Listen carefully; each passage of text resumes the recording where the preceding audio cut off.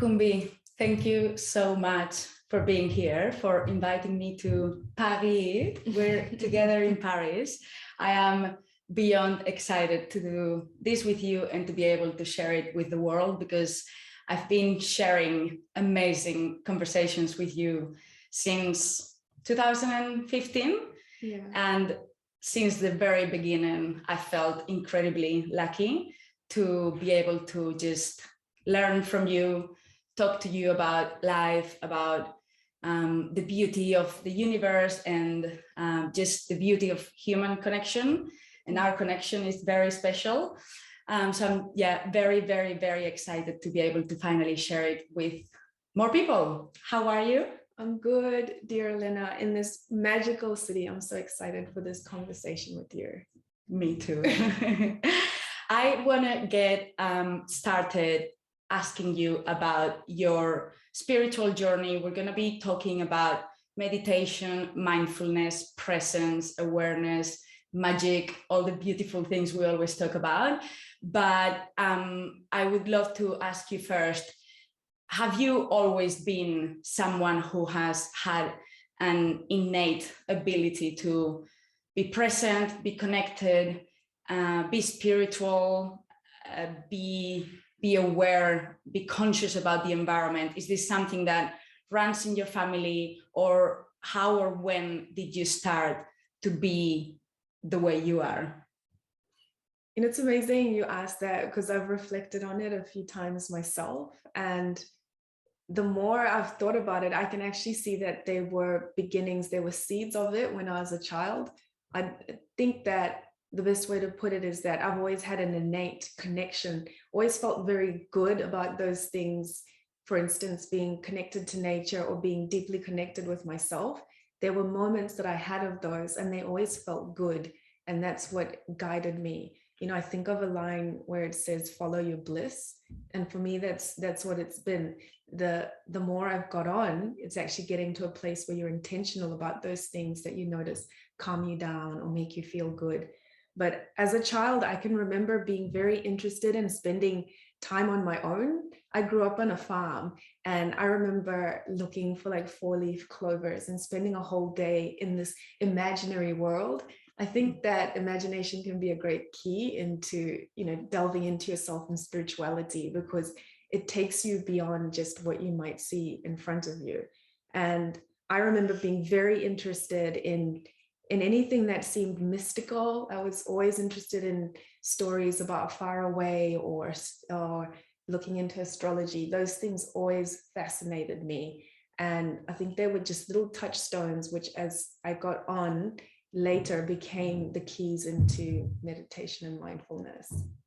And are you the meditation guru of your family, or is anyone else in your family into this? Did you learn or were motivated by someone in your family, or was it, as you say, like something that just slowly but surely grew? I think it's there, and the more that I think about it, it has always been one of the things I can recall. There were many books on spirituality that were in my house, and that I can attribute to my father. And at the same time, it was my mother who I would convince, let's go buy a book on palmistry, or let's go buy a book on astrology. And it was her and I that would pour through those books. And so even though I don't remember ever having conversations with my parents where they would speak specifically about it, the tools were there. One of the most impactful books I ever read, and I still have it to this day, was a book on feng shui. And that was my father's book. And it was a book that, really taught me about the art of meditation. I didn't know it was meditation back then, but it invited you to sit down and focus and visualize. And at 14, I was reading those kind of books. Wow. So it does run in the family a little bit, because I can guarantee you those books were not available in my house. My dad does not even know what feng shui means, but that's okay. He knows a lot about other things.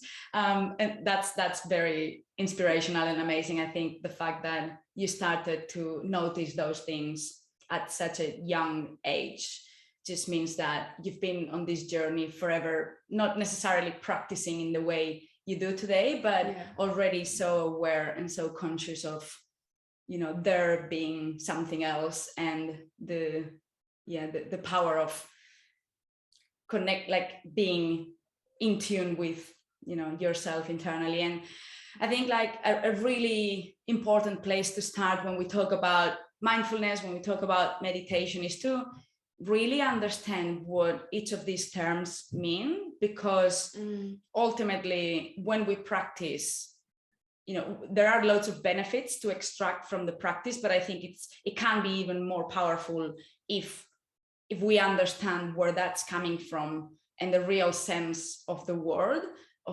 meditation and the word mindfulness.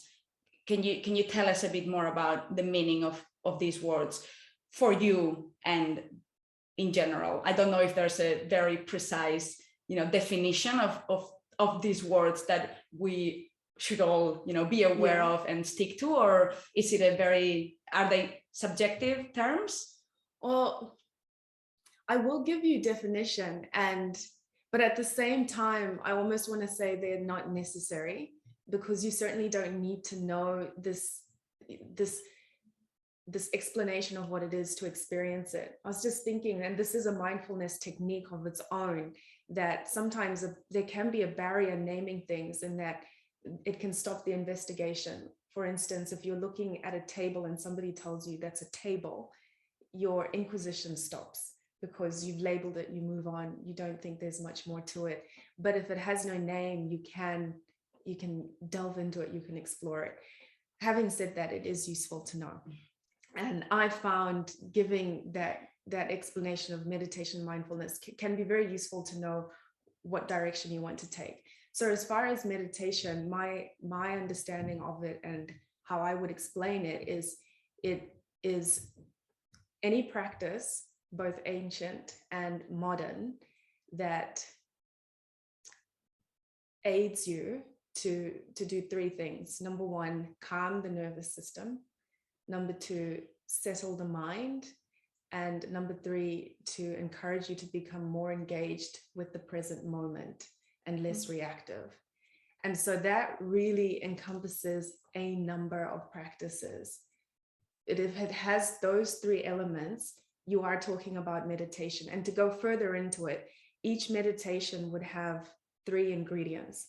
So I invite you, if you think about your own practice, I know you have a gorgeous practice, and anybody that's listening as well, to look at what their own idea of meditation is, or a practice that they have, or something they're thinking of, and break it down in this way, that it has three elements. The first element would be an intention. In Sanskrit, we call it a sankalpa, that for you, there is actually intention to perform that practice, an intention to label it as a practice of meditation, and an intention with it as you're sitting there, or as you're practicing it. It could be a walking meditation. There's the intentionality in the practice. The second is that there's a focus. And in this, I mean, your non-judgmental attention focus is being placed on something. And the third element is an object. So that non-judgmental attention is being placed on a certain object. So it might be that the object might be your breath, which is the classic mindfulness meditation, which is interesting. I'm describing a mindfulness meditation. I will describe mindfulness separately, but they can become connected. But it might be your breath. It might be an awareness of your body. If you're performing a walking meditation, it might be an awareness as you take a step. If you're doing a visualization meditation, it might be an object that you hold in your mind's eye. It might be a listening meditation. And so there's always an object, essentially a noun that you are placing your attention on. And when I talk about the non-judgmental focus, it's the focus you might have, say, if even right now I said, place your attention on your left elbow. And then I changed and said, then move it towards your right palm. It's a very gentle, sweeping, non-effort, not forceful. That's the sort of focus that would exist in a meditation practice. And like I said, the sankalpa. And can I ask you a question? Because one of the things I hear a lot when I talk about meditation is people that have not yet sat down to actually meditate, they tend to say, oh, having a cold shower is my meditation, or going for a run is my meditation. Is that a thing? Like, can going for a run be a meditation, or is that a different kind of meditation practice, or is that more a mindfulness practice? It could be a meditation, again, if it fits into those elements that you're intentionally going through a practice with it, and you have a focus, and you're placing your attention on that. It can be a meditation. But where we get into mindfulness, the definition of mindfulness is being engaged with the present moment. So mindfulness, if you're looking at it, it really has no barriers of definition. Whereas meditation, you often look at it as a particular practice. Mindfulness is the manner in which you will walk in your life, being present, being engaged. So taking a shower, taking a run can be a mindfulness practice, because it's certainly happening in the present moment. And if you're fully engaged with it, then you're being mindful, you're being aware and awake to the present moment. But it could very well be a meditation, which is where you get certain meditation practices are mindfulness meditation practices, because they're anchored in the present moment. Okay. A body scanning meditation, for example, that's a mindfulness practice. But a visualization meditation or a gratitude practice is not necessarily a mindfulness one, because you might be conjuring something that is from last week you're grateful for, or yesterday that happened. It's not necessarily steeped in the present moment.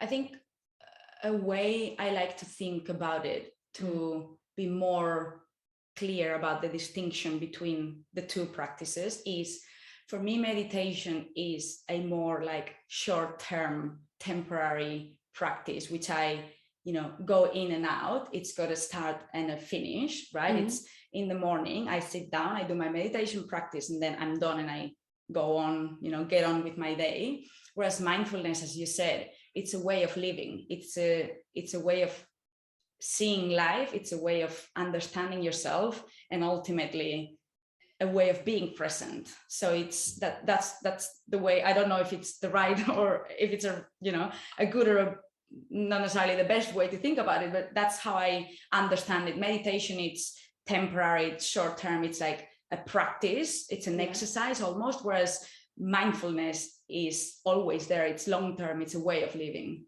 Yeah, I can relate to that. I'll say from my own experience, because I have a meditation practice, and I have 2 meditation practices per day, which anchor the day, beginning and end. And for me, the meditation is, if you think of a Formula One racing, you know how you get to a station where you do the upkeep. That's the meditation for me. And the mindfulness is out there driving. But I find the meditation is that reboosting. And when you go into, I know we'll talk a little bit later about spirituality and religion, in some spiritual practices, life itself is a meditation. The deeper you get, you're not even really concerned with how you're defining these terms, because at the greatest depth, your life is a practice as well. And I've learned that often with mindfulness, you might encounter situations in life that you end up bringing back to your mat. And I'm presuming this is a seated meditation, but you might have a different practice.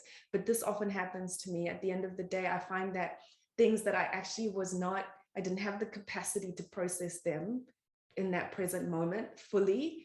Now, when I arrive at my mat at the end of the day in a meditation practice, they appear, and then I sort them out in that space. And so I really find, for me, meditation is, they're interlinked. They empower each other, because it's a big boost to actually get to a space where you experience a healing with that meditation that you may not be able to experience in the mindfulness experience. But as time goes on, your capacity to deal with things in a mindful way completely increases. Totally. This is a really great segue into my next question. You've touched on religion and spirituality, and I know you're Catholic, and I know you believe in a God, you're religious in the traditional sense of the word, sorry.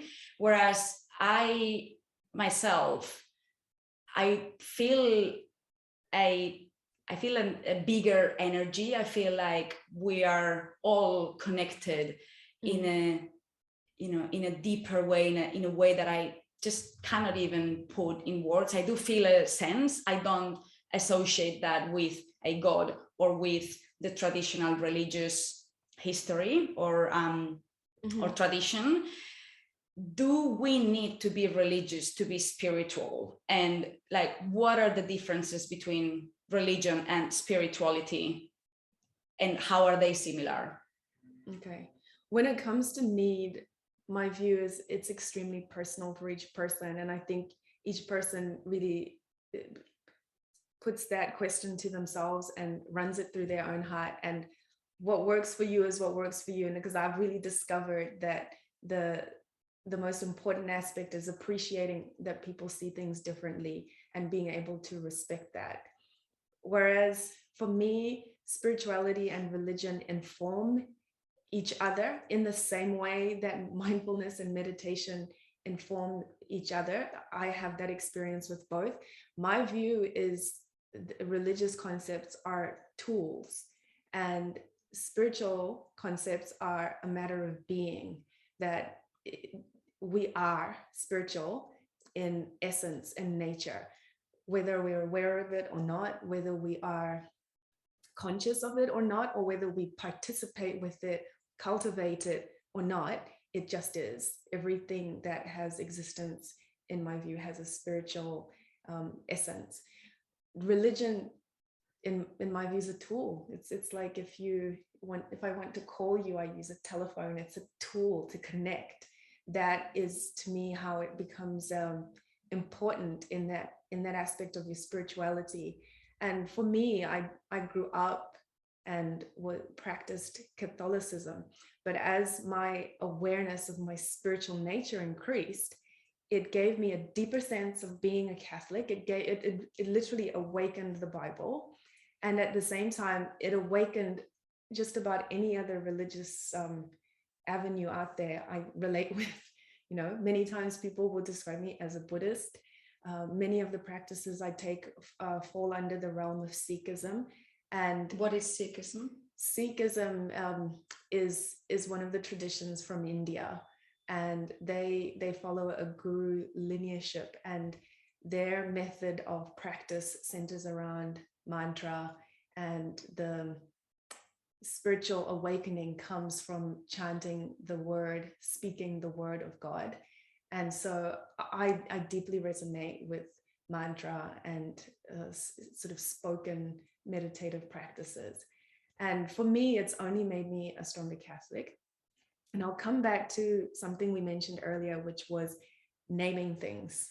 And we talked about naming a table and how that can stop you. For me, I'm quite comfortable with the concept of God. It's quite well with me.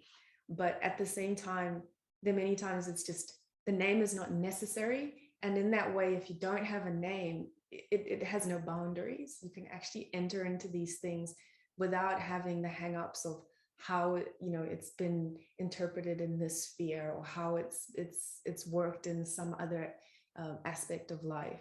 So for me, again, that releasing labels and just coming back to it and really thinking, what is it that I'm trying to connect to? Which is why when you speak of it as a greater energy, it sits perfectly well with how I see it as well. But do you believe I can tap into my spirituality fully without being religious, or without considering myself religious? I believe you can. Okay. Yeah, for religion, I think that at its best, there is somebody, an individual who had an extremely enlightened spiritual experience and did X, Y, Z to get there, and then begins to write a manual that tells you that X, Y, Z is the way to do it. And where it goes, it can go array for me is where it's like, where you would present X, Y, Z as the only way of getting there. And that in this life, you need to make sure that you do X, Y, Z. And it's completely cut off of what was the reasoning that you did those things. So I really believe that there's so many ways, there's so many gateways to discover what you are, your spiritual essence. It's never going to be something that's removed from you. So you could find it in any way, I believe, in forms of art, in any form is an open door for me, that you could get there. And those could become your religion. I actually do remember you bringing up a lot of teachings from the Bible to maybe tell me a story or teach me a lesson without teaching me a lesson. Yeah. So I've actually, through your grace, using those tools, I've come to really understand the connection between religion and spirituality without necessarily thinking that I need to be religious or need to fully understand or agree with or resonate with religion. I've just now come to understand it as a tool. And I think it's on my to-do list. I want to read the Bible at some stage, because from you mainly, there are so many incredible teachings. And I know, again, from your, like, do you have a little, any short or like in one of your favorite learnings from the Bible? One of my favorite learnings. Oh yes. All right. All of them are my favorite, Elena, but one that's been on my mind lately is the story of when Jesus visited a house, and in that house there was Mary and Martha, not Mary his mother, a different Mary and Martha. And one of the Marys, as Jesus began preaching, well, the Mary, she sat by his feet and listened attentively.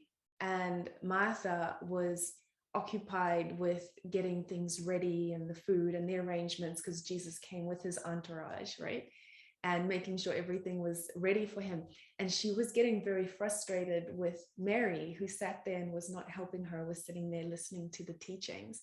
And eventually it was too much for her. And she came to Jesus and said, Lord, why don't you tell Mary to help me with all the duties I have to take? And Jesus says, Martha, you're busying yourself with many things, but Mary has found the good portion for herself, and she's happy where she is.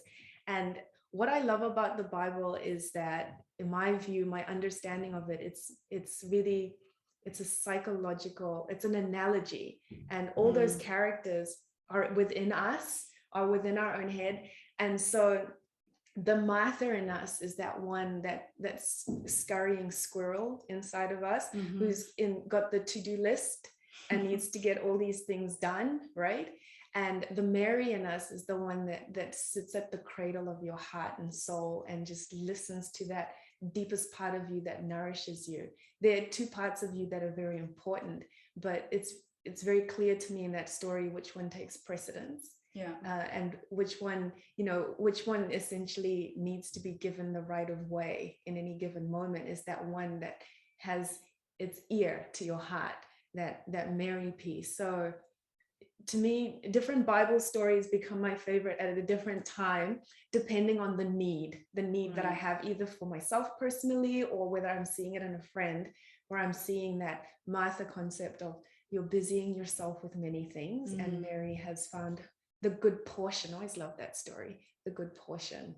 And so, yeah. I just think this is why you're here, and this is why I love you so much, because you just take out, like, you are able to transform every single story, whether it's a learning or a teaching from the Bible, to like the most mundane thing, into an incredible learning or way of seeing the world that we can all relate to. And it is just amazing. That's how I was mentioning earlier, I've come to understand the Bible, or like religion in general, as a tool or something that I not only respect, but also understand and see in each and every one of us. If we see it the right way, you have the ability to help me, unlock meanings in things that I would have never understood by myself. So thank you for that. Oh, you're welcome. I love it. Yeah.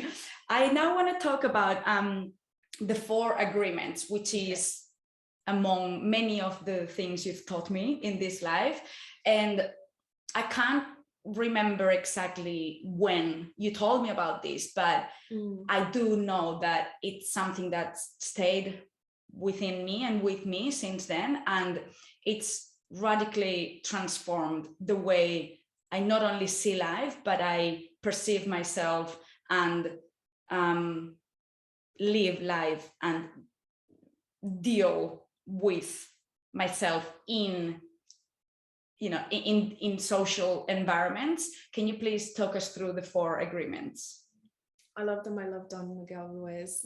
Big shout out to him. I can't recall when I first encountered those, but I know I've just gotten deeper and deeper and deeper with them. I want to say it was Oprah. We have to thank Oprah for so much. We right? do. Thank you, Oprah. It was definitely Oprah. And so the 4 agreements, and you'll help me once you learn it. The 4 agreements are: be impeccable with your word, make no assumptions, take nothing personally, and do your best. And always do your best. And I as you were speaking, I was recalling, because I've heard a lecture with Don Miguel Ruiz where he actually gives a hierarchy of how to apply those rules in a particular sequence. And I'm fairly certain that don't take anything personally, maybe either number 1 or number 2.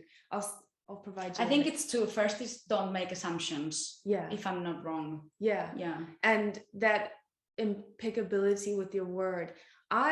I have called on these again and again, and they are when you're at the crunch and you're really challenged by life. The 4 agreements to me have that ability to lift you up and take a challenge and really turn it around into an opportunity, because I think it's their agreements that really confront your humanity. It's because it's at that very point when you want to react in the most human and understandable way, that you can literally use those agreements as a barrier to say no, a gap to say stop. And that in itself is a piece of meditation and mindfulness, that a benefit that you've instilled, the ability to be at the fire of something and actually take a moment to say, I've got unlimited potential of choices here. I could react, but there's other choices. And when you look at it and think, all right, nothing is personal. Whatever action I take, 100% reflects on me. Whatever action another person takes reflects 100% on them. In the most fundamental manner, that statement is true. To invite yourself into that statement and really recognize that whatever a person has done has nothing to do with you. I love how Don Miguel Ruiz explains it as how we are the main actors in our own stories and everybody else is a secondary character. And to other people, that's how it functions. They're the main actor in their life story and you're secondary. So there's never anything that is being done that is towards you. It's towards how everybody's living essentially their own dream. And that impeccability of word, I love that. I don't know which one of these 4 agreements is your favorite. But there are 2 things I love about them. Number 1 is that they apply to every single situation, circumstance, person in the world. It's incredible. Yeah. And the other thing I love about them is that they are in a way linked with radical accountability, which is something I try and practice in my life.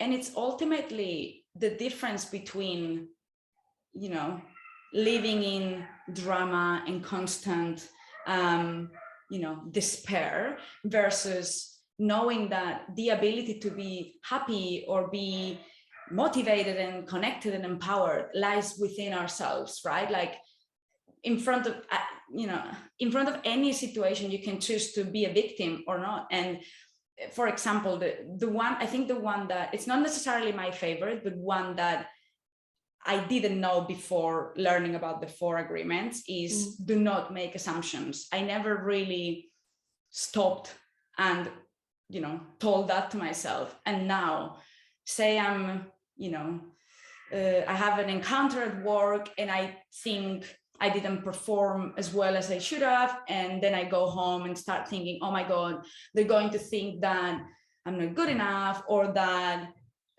someone else could be doing this better than I don't know.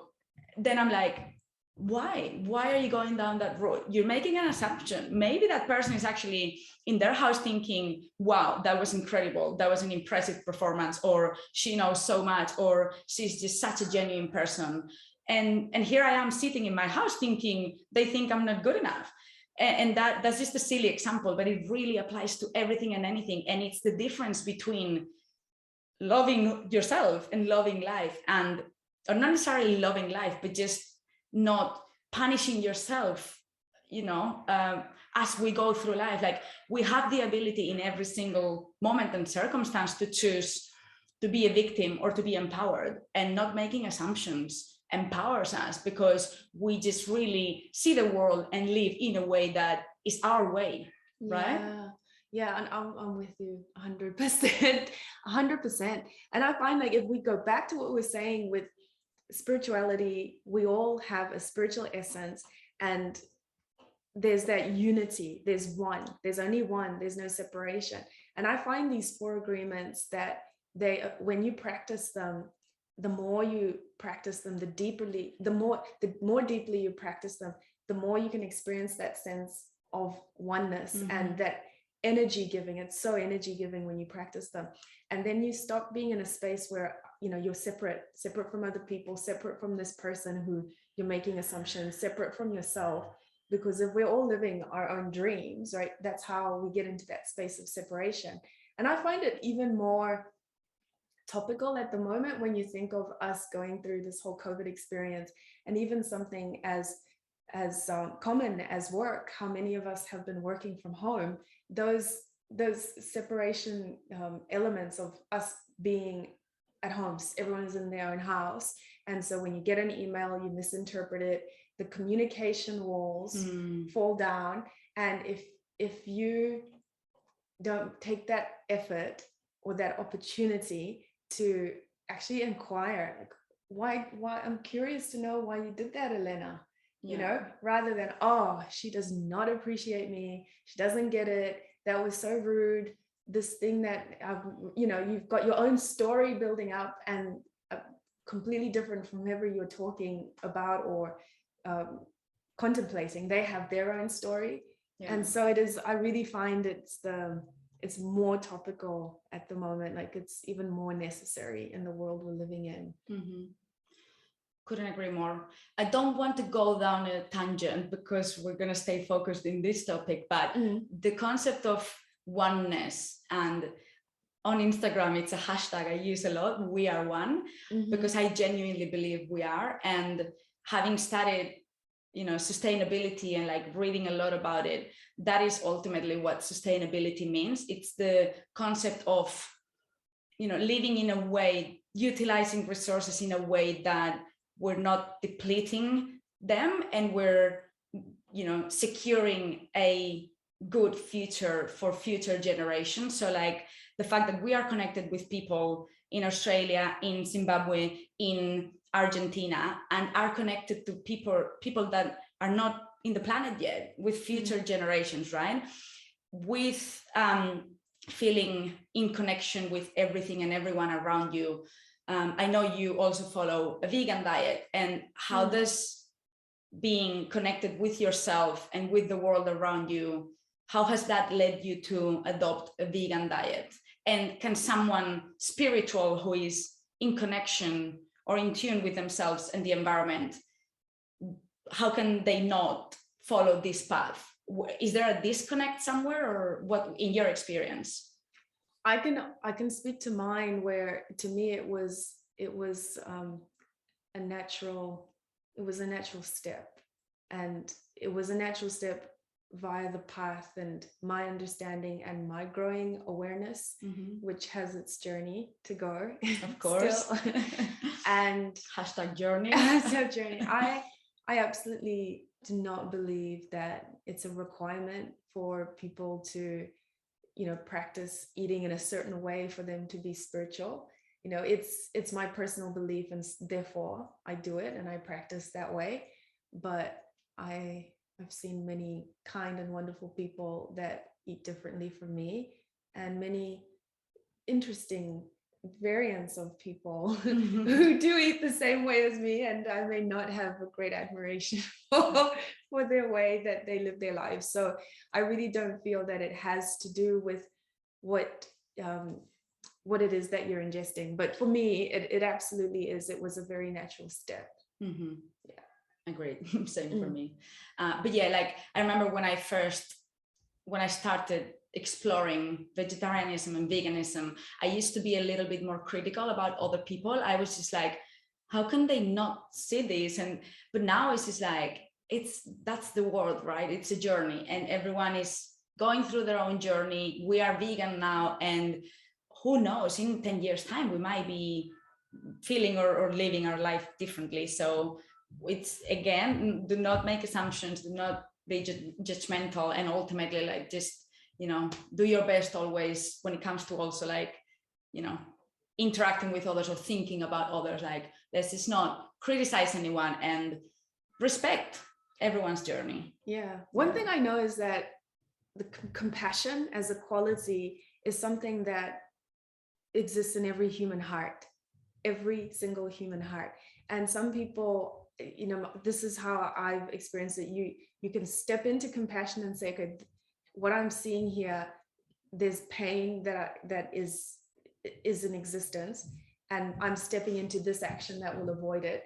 Whereas there's some people who they feel that, and then there's a step back into sort of numbing yourself. But the truth of the matter is, many of us feel it. And I've seen it, it goes way beyond just what we might eat. I've seen it even in how there's a resistance to hear certain things. And to me, I always think when someone doesn't want to hear something, it's because they actually feel something if they know, and if they get more information, that compassion is something that's inevitable. And so I actually see resistance as a very big indicator that there's compassion there, because you wouldn't be resistant if you didn't feel these things. And it flows into many different concepts, but I've always seen that there's compassion is there. Some people step into it and take actions that they believe will be of benefit, and some make great efforts not to be aware of it.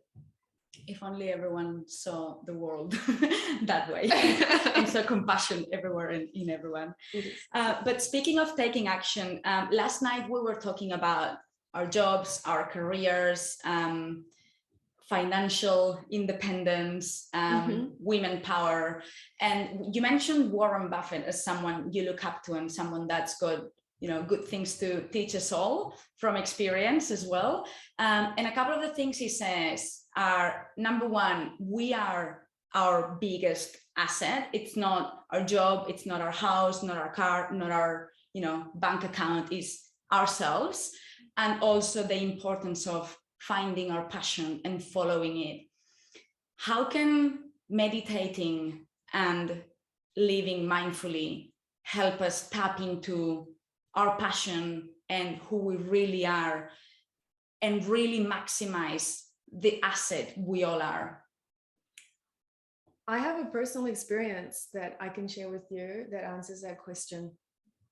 One of the more, because I talked to you about having always an interest in meditation and mindfulness concepts as a child. But when I got into a space which I described later in life as becoming very intentional about these practices, my doorway was through personal development. And one of the things that first gave me a sense of empowerment and really just enlivened me was some concepts, particularly around goals. I remember learning about goals, visualizing a goal, really setting to task, making sure you would get it. And that was so enlivening to me. It sort of kickstarted a a desire to mentor younger people. I began a charity Dream Seed for mentoring young African girls. But at the same time as I was preparing that mentorship program and determined to make it about goals, it was high school girls who would presumably have a goal to attain a certain career. We would mentor them with matching, say if you wanted to be a lawyer, mentored with the lawyer. If you wanted to be an engineer, mentored with an engineer. As I was going through that preparation, I was delving more deeply into meditation and mindfulness myself. And it became very clear to me that there was something further required beyond a goal. It was, how accurate are our goals? Because it's one thing to say, this is what I'd like to do and forge ahead with that. But I recognize that because I certainly experienced that at a certain stage when I was growing up, some of our desires are not even truly our own. They're a desire that you think is, I don't know, in this day and age, whether it's trendy, it sounds good to say it, whether it's something your parents have told you, this is what you would be good at, or this is what you should be doing, this is what will set you up, something that a teacher's coaxing you into. And so I recognized it, and I had to hold both in both one in the other hand and one in the other, to say, okay, there's a goal, and it might well be a true goal, a true purposeful goal, but then there's also the idea that there might be something else that if you go deeper within. That's how I find meditation and mindfulness were really partners to that purpose conversation. Because although I had respect for how someone might say, I want to be a journalist, going through meditative and mindfulness experiences where you delve more deeply into yourself and question, curious about, where is this coming from? Does this deeply satisfy me? And actually going into a space where you can find the purpose that lies within. I found that when we come back to saying, how do you discover your purpose?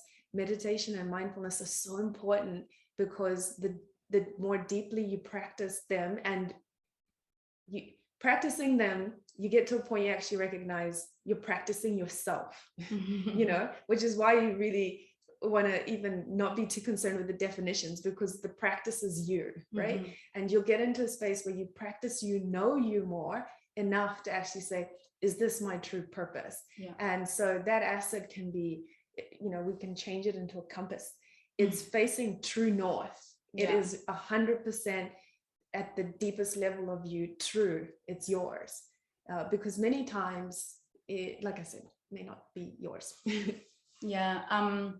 There is a meditation teacher I've been following for a while, and he's recently published the book, Knowing Where to Look. His name is Light Watkins. He's on Instagram as well. And when people ask him, how do I find my purpose? He's like, just practice. Just do the practice, commit to your practice, and it will come to you. Because as you say, it's about really getting to know yourself, really being comfortable in your own presence and understanding what drives you, what sets your soul on fire. And then once you know yourself at that level, then your passion is just very gently gonna come to you, because your passion is just what moves you, right? And knowing yourself, you're going to know what moves you, and that's just going to lead you in that direction. So for anyone listening who might have not found their purpose or a passion, the key is not out there, it's inside of you. It's in doing the practice where your passion and your purpose lies, right? I agree. And I speak as someone who, I think it's important to mention, who has many purposes, or has found that as you get further down the path, your purpose may look like this, and then it might divert, and then it might go somewhere else. Because I think one of the limitations is where someone might believe that they have a single purpose, and that is the only thing, this one grand purpose, which perhaps there's some people that have that. But I've often found my own experiences is sort of like a muse, this drive of inspiration that flows into one space in one area, and then flows into another. And as you, at some point, you begin to understand that there's a much grander design. But there are many times where you may not. And one of the practices I've learned is just to trust myself and trust it, because there are times where I'm convinced that no, that this is what I'm supposed to be doing. Yeah. And a new inspiration unfolds, which really you ought to be grateful for, but you are holding on to, no, this is the purpose I've discovered. Don't give me a new one. But as time goes on, you see how all of them inform you. I mean, we're all universes. So yeah. But I just think, again, that's just going back to that journey word and like meaning, right? Like we are in constant change and development, and I think it would be foolish to think that we're gonna be the same way, think the same way, and believe in the same things, and therefore have the same purpose forever and ever. Because as we evolve and grow, we might, come into contact with new things, new people that inspire us in different ways. And it's just really important to be open to whatever comes through our practice as well. But just being okay with uncertainty and open to change is really key to really allowing ourselves to be on that journey fully, right? And fully present, not being limited by one belief or purpose, is being open to whatever comes our way. I agree with you 100%. There's a Michelle Obama's book called Becoming. Always love that we are all becoming. Yeah. It's this entire journey. And even when I think today, teaching meditation, I would never, 100 years ever, if you'd asked me 1,000 things I would do in my life, put that, because I didn't even know it existed. I didn't even know these concepts, these words. And so you never know. I know a lot of people ask me like, oh, are you guys going to stay in London forever? And I'm like, if you had asked me 5 years ago, would you ever live in London? I would have said, absolutely not. And here we are. So again, it's about, right now, my answer is like, I don't know. If we do, it will be because we're happy there and we feel like it's our place. If we move elsewhere, it's because life is taking us in that direction, right? So I just be open to whatever comes your way. So how do we know if our meditation is working? Like, how do we know if we're doing it right? And what are the benefits of the practice? Like, should we expect any physical changes, any emotional changes? Like, are people that have never practiced, if they start practicing, are they going to notice any very noticeable changes? Good question. There's many there. I'm going to start with how do you know that you're doing it right? Because I have 5 really easy tips to give you on what to keep in mind to make sure that your meditation is the best practice it can be. The first is that thoughts are okay, because the number one thing I hear many people talk about when they're speaking of meditation, or it limits them, is that I think too much, or they have this concept that they need to clear the slate, wipe their thoughts away to practice. And so the first thing I want to make sure that people understand is that thoughts are okay. It's the nature of the mind to think. It's the nature of our system to just release thoughts. So your aim while you're meditating isn't to stop your thinking or to wipe your mind out, but it's to command your attention. So the thoughts will come, but where is your attention? And that's the real practice that you hope to take into life, in that there'll be many things happening, possibility of distractions, but where's your attention? And do you have command of your own attention? The second piece... So when a thought comes to our mind while we're meditating, what should we do then?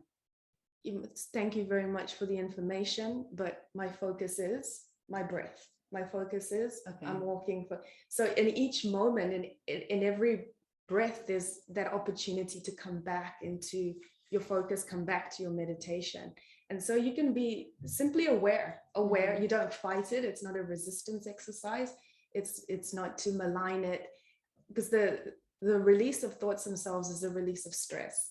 So if you look at it as that purely objective action of the mind is just releasing all the accumulation of thoughts that it's accumulated, and not take ownership or identify with them, because some of them may be things you've picked up on TV, things you've heard, things you're processing.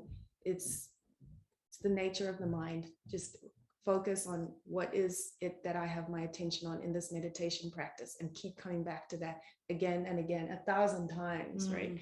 Something that works really well for me as well when I'm sitting practicing, it's if a thought comes to my mind, it's like, this is amazing. I'm actually noticing a thought. Like, I am capable of noticing the thought. Now I'm going to let it go. I think realizing that noticing the thought is already a step into the right direction, and being in that meditative state is a win, right? Yeah.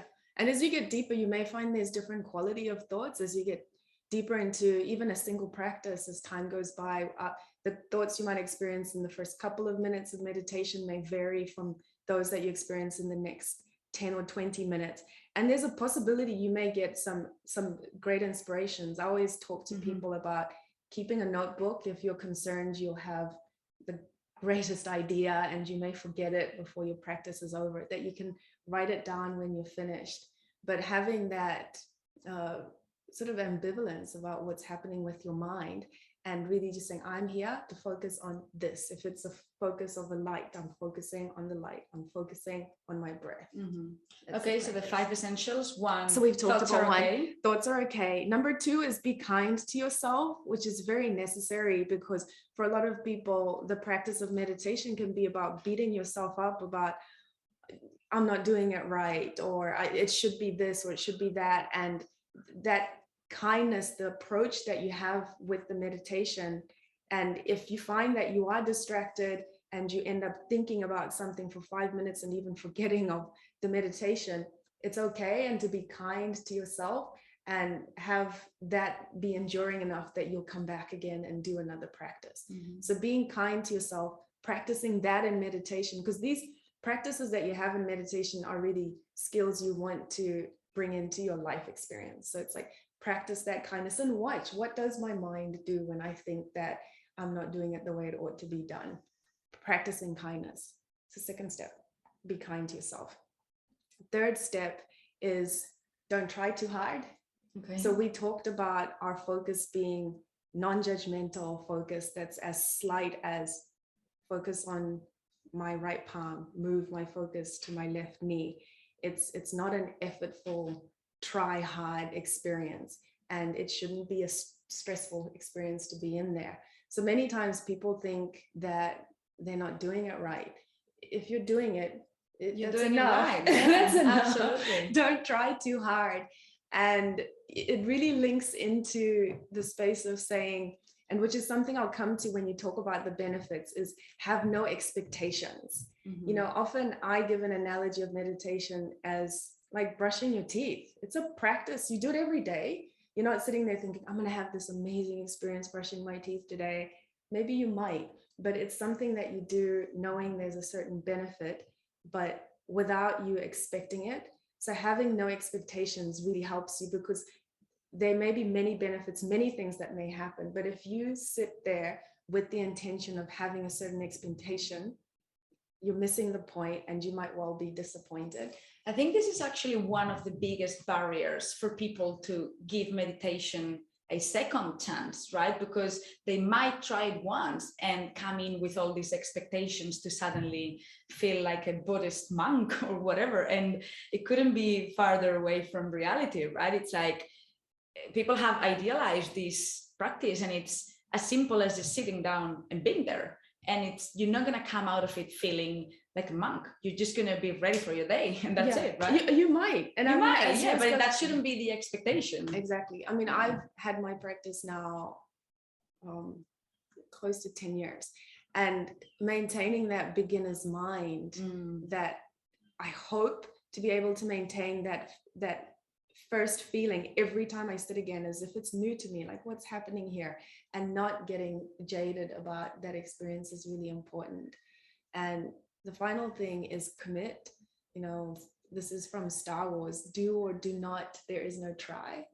So this is, it's a very important concept when you're beginning your meditation to tell yourself, okay, if I'm going to do this for 10 minutes, it's helpful to know, to have that extent of saying it's going to be 10 minutes, I'm going to commit to this no matter what happens.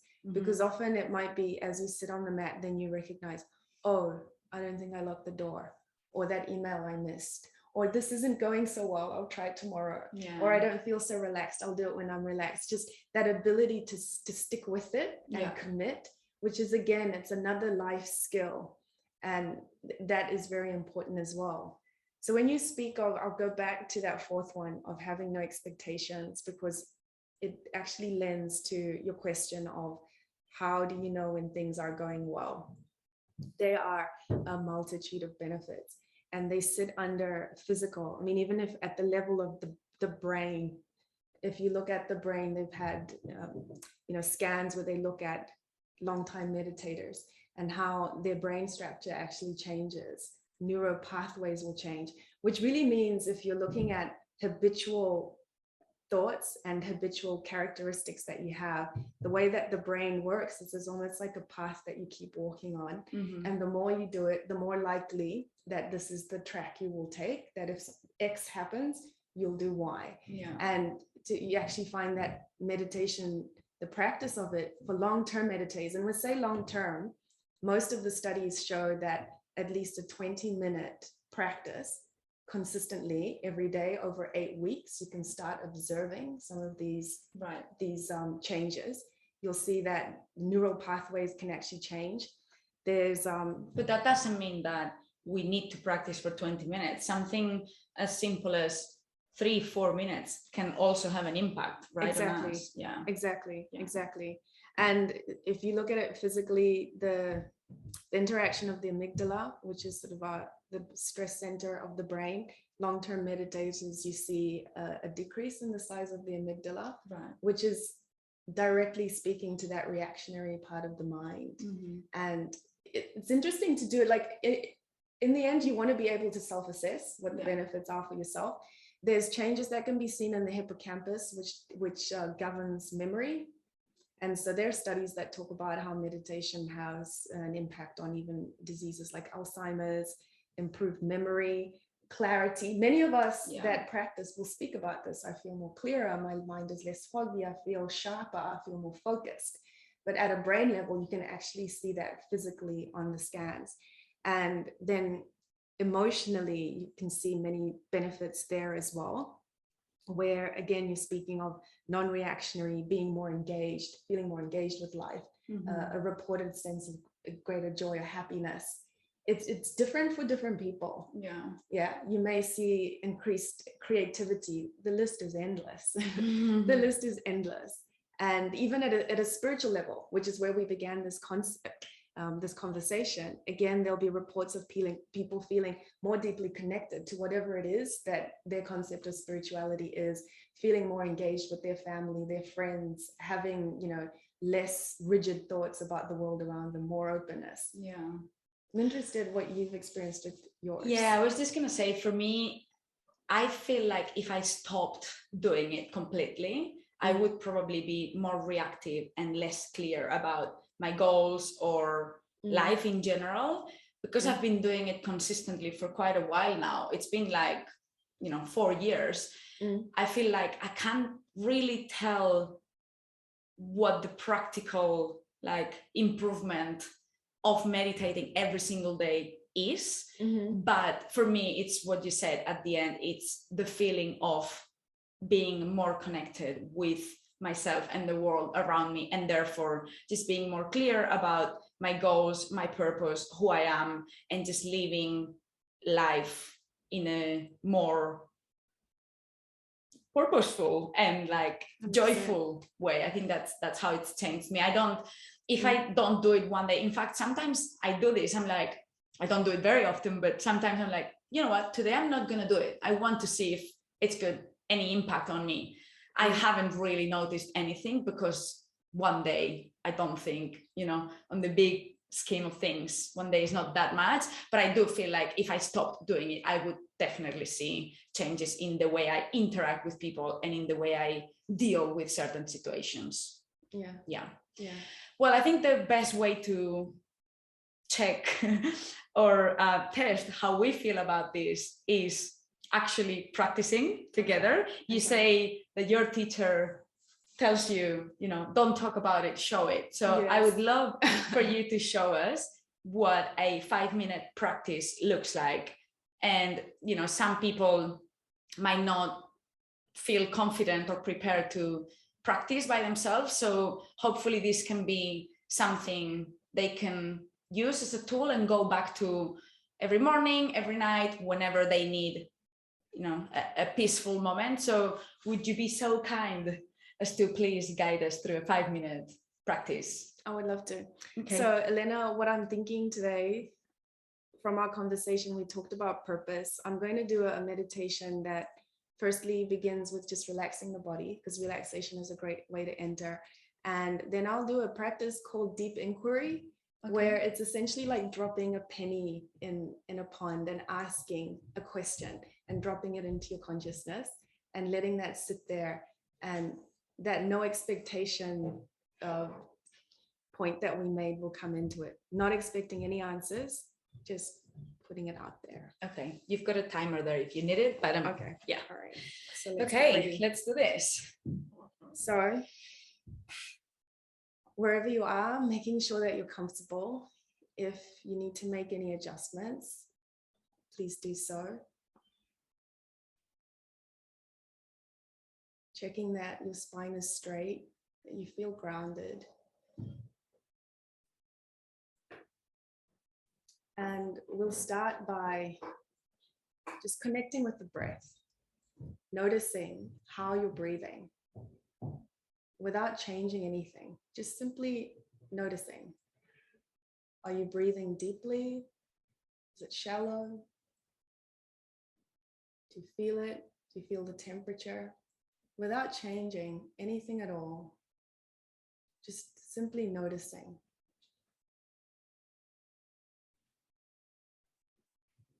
And I invite you to close your eyes if you haven't already. Just notice if you have any thoughts running through your mind at the moment. You might be thinking of everything you've done today to get you to this point, or what's coming up for the rest of the day. Remembering that thoughts are okay. It's the nature of the mind to think. But inviting yourself into the present moment. Your body is present. Your breath is present. Now align your attention with the present moment.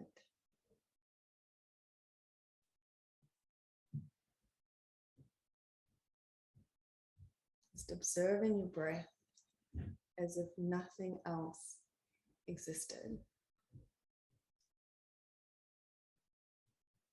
I invite you to deepen your breath. Perhaps noticing as you take a breath in, how the belly expands, the rib cage expands. As you let go, watching the contraction of the body.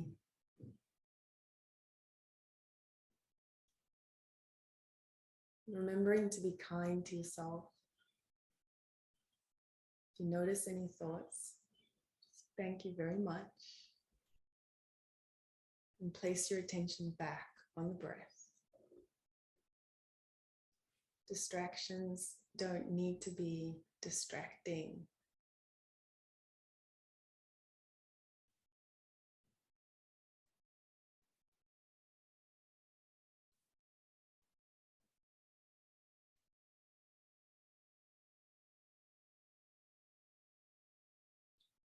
Relaxing the top of the scalp. Relaxing the back of the neck. Relaxing the shoulders. Opening the chest.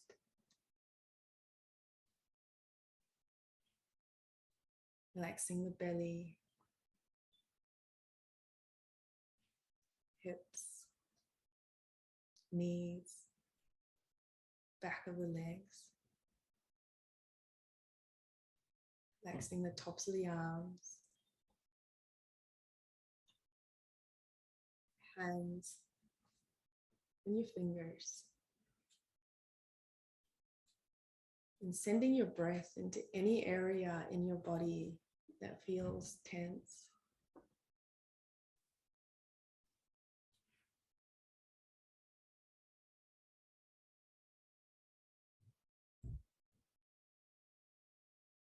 And finally, bring your attention to the center of your chest. Imagine your breath filtering from that center. Rib cage expanding with each inhale.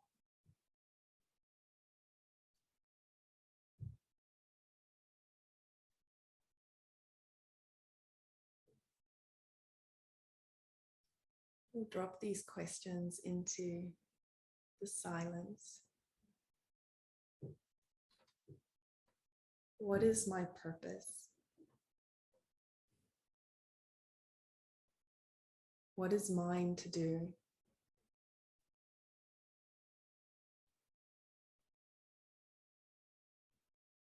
What is my purpose? What is mine to do?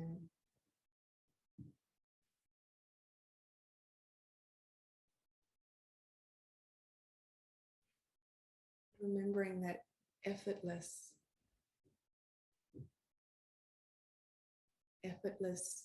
attention.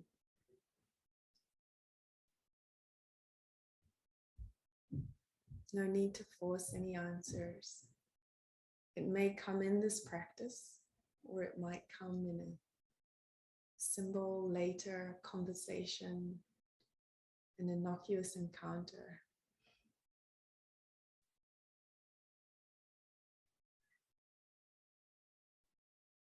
Breathing in that question.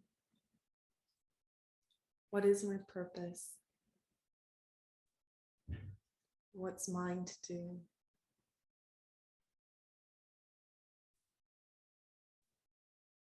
So you come out of the practice, feeling each cell rejuvenated with oxygen. Come out of the practice with the same kindness that we entered, gently and mindfully.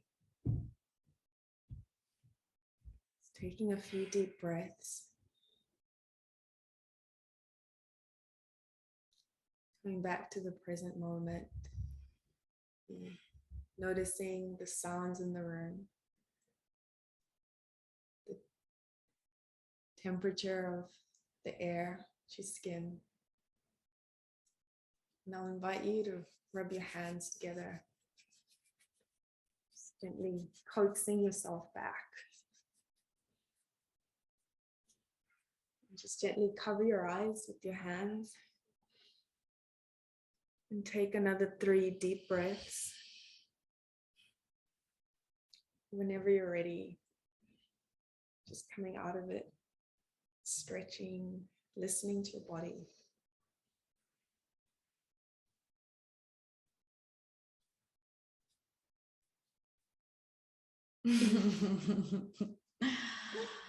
Amazing.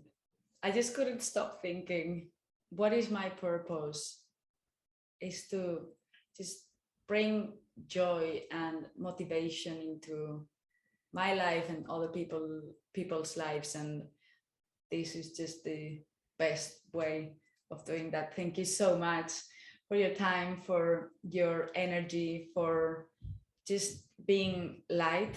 I feel so blessed to have you in my life, to have you as a friend, and I am so grateful for this conversation, and just very excited to share it with people. And just, yeah, thank you so much. Thank you, Elena, from beautiful Paris. I couldn't imagine being interviewed by anyone that I'd adore more. Thank you.